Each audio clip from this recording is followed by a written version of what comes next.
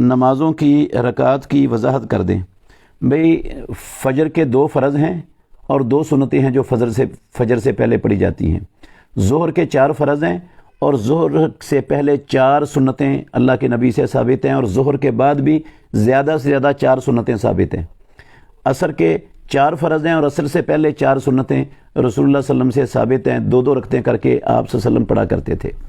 مغرب سے پہلے 2 رکعتیں ہیں اور مغرب کے فرض 3 ہیں، اور مغرب کے بعد 2 رکعتیں ہیں۔ جو لوگ مغرب کے بعد 4 رکعتیں پڑھتے ہیں، مجھے اس کی دلیل آج تک کتاب و سنت میں کہیں سے نہیں ملی۔ عشاء سے پہلے کوئی مخصوص رکعتیں امام الانبیاء سے ثابت نہیں ہیں۔ اس حدیث کے تحت بین کل اذانین صلاۃ، اگر کوئی پڑھ لیتا ہے تو جائز ہے 2 رکعتیں۔